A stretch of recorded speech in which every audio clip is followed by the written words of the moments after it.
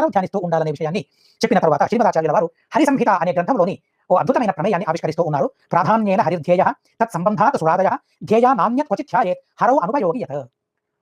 ప్రాధాన్యేన హరిధ్యేయ, భగవంతుడు సర్వోత్తముడు అనే భావనతో భగవంతుని ధ్యానం చేయాలి. మిగిలిన దేవతలను ధ్యానం చేయాలా వద్దా, వారిని స్మరించుకోవాలా వద్దా, మిగిలిన దేవతల ఆరాధనను చేపట్టాలా వద్దా అనే ప్రశ్నకు శ్రీమదాచార్యుల వారు జవాబు చెబుతూ ఉన్నారు. తత్ సంబంధాత్ సురాదయ, ఆ భగవంతునికి సంబంధం ఉన్నవారు, భగవంతునికి సంబంధించిన వారు దేవతలందరూ కూడా, ఆ భగవంతునికి అధీనులు, భగవంతుని పరివారులు వారందరూ కూడా భగవంతుని పరివారం అనే ఉద్దేశంతో బ్రహ్మాది దేవతలను కూడా ఆరాధించాలి. అంతే తప్ప ధ్యేయ నాణ్యత్ క్వచిత్ ధ్యాయేత్, ఆ రమబ్రహ్మాది దేవతలే స్వతంత్రులని మనం ఏనాడు చింతించకూడదు, ఏనాడు ఆలోచించకూడదు, అలా వారిని ఆరాధించకూడదు.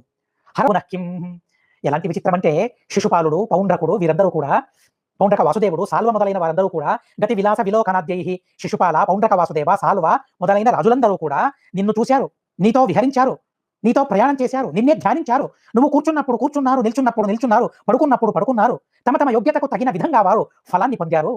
శిశుపాలాది ఆ వ్యక్తులు ఎవరైతే ఉన్నారో, వారిలో ఉన్న దుష్టులు ఎవరైతే ఉన్నారో వారు వారు చేసిన ద్వేషానికి తగిన నరకాదులను పొందారు. కానీ వారిలో ఉన్న మంచి వాళ్ళు, వారిలో ఉన్న దేవతలు, వారు చేసిన సాధనతో నిన్ను చూడటం వలన, నిన్ను ముట్టుకోవడం వలన, నువ్వు కూర్చోవడం వలన, నీ సేవను ఇలా చేయడం వలన వారందరూ కూడా యద్యపి దుష్ట సహవాసంలో ఉన్నా కూడా నిన్ను ఆరాధించారు. కాబట్టి లోపలున్న జడ విజయాదులందరూ కూడా సద్గతిని పొందగలిగారు. దుష్ట సహవాసంలో ఉన్న వారికి సద్గతి కలగదు. అయినా కూడా దుష్ట సహవాసంలో ఉన్నా కూడా నిన్ను వారు ధ్యానించారు, నీ సంపర్కంలో వారు ఉన్నారు. కాబట్టి నిన్ను వారి సహవాసంతో ద్వేషించినా కూడా అలాంటి శిశుపాలునిలో ఉన్న, దంతవక్రునిలో ఉన్న జడ విజయాదులందరూ కూడా మళ్ళీ సద్గతిని సంపాదించుకున్నారు. నీ సేవను చేసే పరమ సౌభాగ్యాన్ని వారందరూ కూడా సంపాదించుకున్నారు. అలాంటి అద్భుతమైన యోగాన్ని వారందరూ కూడా సంపాదించుకున్నారు. నువ్వు ఏ విధమైన ద్వేషం లేకుండా, దుష్ట సహవాసం లేకుండా ఆ భగవంతుణ్ణి నిరంతరం ధ్యానిస్తూ, భగవంతుని స్పృశిస్తూ ఎంతగా ఆరాధించావని నువ్వు, కనుక నీకు మరింత అద్భుతమైన సద్గతి నీకు కలుగుతుందో, కైముత్య సిద్ధమని నారదుల వారు వసుదేవుని పొగుడుతూ ఉన్నారు. మాపత్య బుద్ధిమకృథాః కృష్ణే సర్వాత్మనీశ్వర. శ్రీమదాచార్యుల వారు అంశ వివేక అనే గ్రంథంలోని ప్రమాణాలను ఉదాహరిస్తూ ఓ విషయాన్ని చెబుతారు. పౌండ్రకాదిషు దైత్యేషు సురాంశాః సంతి సర్వశః బహుమాన ఫలం విష్ణోః తేయాంత్యాదాయ సద్గతిం. ఈ పౌండ్రకాదులు ఎవరైతే ఉన్నారో, పౌండ్రక వాసుదేవ మొదలైన వారు ఎవరైతే రాక్షసులు, దైత్యులు, దుష్టులు ఉన్నారో వారికి సద్గతి కలిగింది అనేలా భాగవతం చెబుతుంది. వారికి సద్గతి కలిగింది అంటే ఏంటి? పౌండ్రక వాసుదేవాది వ్యక్తులలో, దుష్టులలో దేవతలు కూడా ఉన్నారు. సురాంశాః సంతి సర్వశః, దేవతల అంశం కూడా వారిలో ఉంది. ఎక్కడైతే శిశుపాలునికి సద్గతి కలిగింది, పౌండ్రక వాసుదేవునికి సద్గతి కలిగింది అని మనం వింటామో, ఆ శిశుపాలునిలో ఉన్న జయ విజయ, దంతభక్తునిలో ఉన్న విజయ, అలాగే రావణ, కుంభకర్ణ, అలాగే హిరణ్యాక్ష, హిరణ్యకశిపు వీరిలో ఉన్న ఆ దేవతాంశం ఏదైతే ఉందో, జల విజయులు ఎవరైతే ఉన్నారో వారికి సద్గతి కలిగిందని అనుకోవాలే తప్ప ఆ దైత్యులకు సద్గతి కలిగిందని అనుకోకూడదు. ఎందుకంటే దైత్యులకు ఏం చేసినా సద్గతి అనేది అసలు ఉండదు. అసలేం చేయరు, వారు సాధన చేసేవారు కాదు వారెవరు కూడా. కనుక వారెవరికి కూడా సద్గతి అనేది అసలు ఉండదు. వారిలో ఉన్న దేవతలకు మాత్రమే సద్గతి అనే విషయాన్ని తెలుసుకోవాలి. బహుమాన ఫలం, కృష్ణుణ్ణి బహుమానించారు, కృష్ణుణ్ణి పొగిడారు, కృష్ణుణ్ణి ఆరాధించారు, కృష్ణుని సహవాసాన్ని చేశారు. ఆ కృష్ణుని సహవాసం వలన ఏ పుణ్యం దొరుకుతుందో, దొరకగలదో అలాంటి పుణ్యం లోపలున్న జయ విజయులకు దక్కిందే తప్ప దైత్యులకు కాదు. విద్వేషస్య ఫలం యత్తు తదాదాయాసురాస్తమః యాంత్యతో నైవ విద్వేషః విష్ణోః కార్యః కథంచన. కనుక ఆ లోపల ఉన్న దైత్యులు ఎవరైతే ఉన్నారో ఆ దైత్యులు భగవంతుని ద్వేషించారు.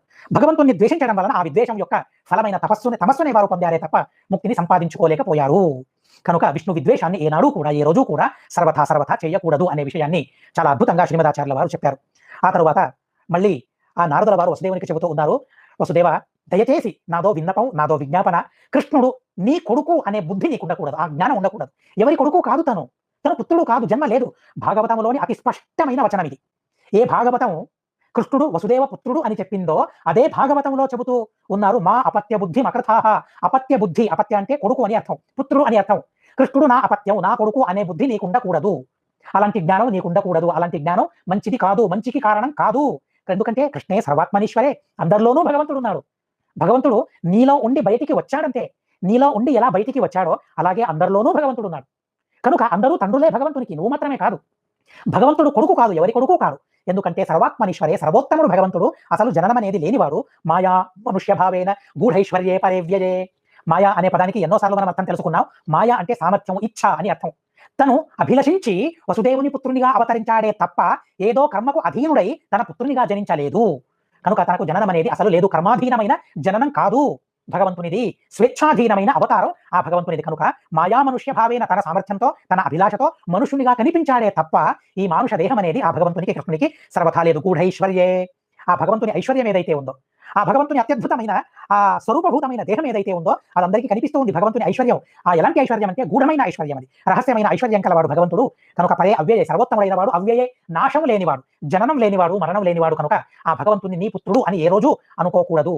భూభారాసుర రాజన్య హంతవే గుప్తదే సతాం అవతీర్ణేస్య నిర్వృత్తే యతో యశోలోకే వితన్వతి. భూభార పరిహారం చేయడానికి, అందుకోసం దైత్య సంహారం చేయడానికి, ఎందుకోసం సజ్జనులను సంరక్షించడం కోసం భగవంతుని అవతారమే తప్ప భగవంతుని అవతారం వల్ల భగవంతునికి ఏ విధమైన ప్రయోజనం లేదు. భూభార హరణమే ప్రయోజనం. భూభార హరణం వల్ల ఏం జరుగుతుంది? సజ్జనుల సంరక్షణ జరుగుతుంది. దానివల్ల ఎవరికి ప్రయోజనం? సజ్జనులకే ప్రయోజనం తప్ప భగవంతునికి పరమాణువంత ప్రయోజనం కూడా లేదు. అందుకోసమే భగవంతుడు అవతరించాడు, లోకంలో తన కీర్తిని ప్రతిష్టాపన చేశాడు ఆ భగవంతుడు అని నారదుల వారు ఆ వసుదేవుల వారికి చెప్పారు. మళ్ళీ చూడండి, ఈ సంవాదంలో నారద వసుదేవ సంవాదంలో మరో సంవాదం, అదేంటి? శుక పరీక్షిత్ సంవాదం. కనుక చివరికి పరీక్షిత్ మహారాజు శుకాచార్యుల వారు చెబుతూ ఉన్నారు, ఏతచ్ఛ్రుత్వా మహాభాగః వసుదేవోతి విస్మితః దేవకీ చ మహాభాగ జహతుర్మోహమాత్మనః. అప్పటి వరకు మోహం ఉండేది, మోహం అంటే అజ్ఞానం అని అర్థం. కృష్ణుడు నా కొడుకు అనే అభిమానాన్ని చూపాడు వసుదేవుడు, అలాగే దేవకీదేవి కూడా కొడుకు అనే అభిమానాన్ని చూపింది దేవకీదేవి. కానీ ఎప్పుడైతే నారదుల వారు ఉపదేశించారో ఆ క్షణంలోనే ఆ అజ్ఞానాన్ని పరిహరించుకున్నారు. కృష్ణుడు నా కొడుకు అనే భావనను విడిచి కృష్ణుడు సర్వోత్తముడు అనే భావనతో వారు అత్యంత అద్భుతమైన గతిని వారు పొందారు. ఇతిహాసమిమం పుణ్యం ధారయేద్య సమాహితః స విధూయేహ శమలం బ్రహ్మభూయాయ కల్పతే. ఎవరైతే ఈ